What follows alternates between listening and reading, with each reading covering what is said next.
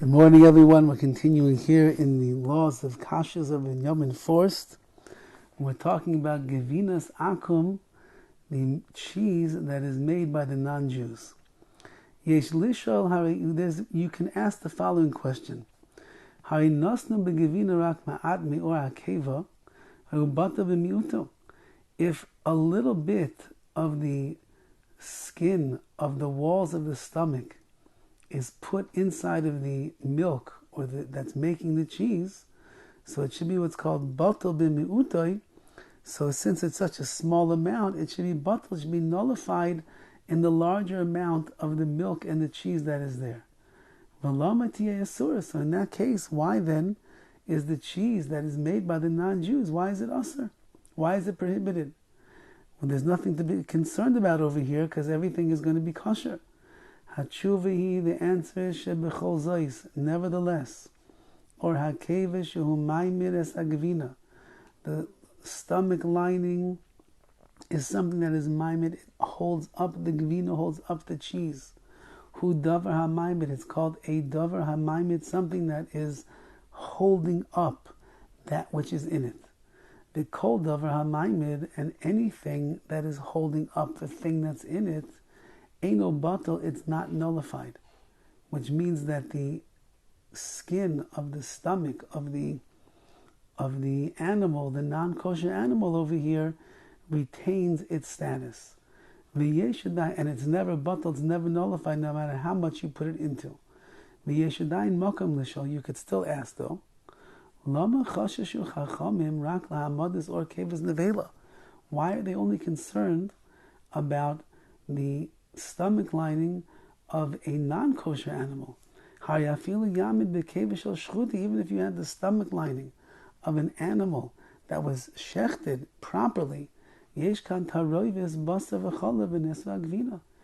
have a mixture of meat and milk, because the stomach lining of the animal is meat.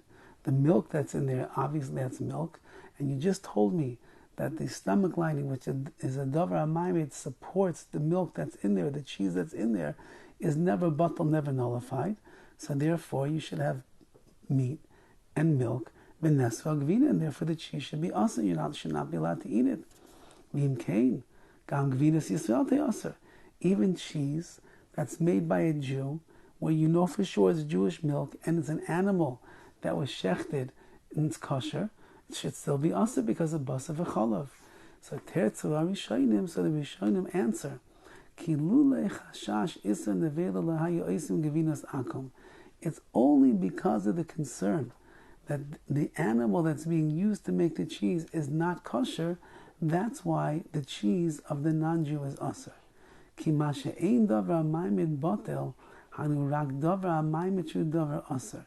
This that we say, that the davar hamayimid, the thing that's holding up the cheese, never is nullified, that's only when the thing that's holding it up is asur itself. Aval basar b'chalav eino nasa davar isur ad sheyitnu tam b'zeh b'zeh. But basar v'chalav, milk and meat being mixed together, can only become considered milk and meat when one is giving flavor into the other. Lefikach lo shayich din davar hamayimid b'kevas behema shchuta. And therefore the fact that you have the stomach lining of the shechted kosher animal, you don't have a problem over here. Ki basar akeva besari batal b'terem shemasbik loseis tam b'chalav. Because the flavoring that's there inside of the keva, the stomach lining of the kosher animal, it becomes batal, it becomes nullified in and of itself, and therefore all that you're left with is the gevina, the milk that is there. And therefore that would not be a problem of cheese being mixed together with meat, and that's why kosher cheese, which is made from kosher milk, is going to be kosher for a Jew to eat. Have a wonderful day.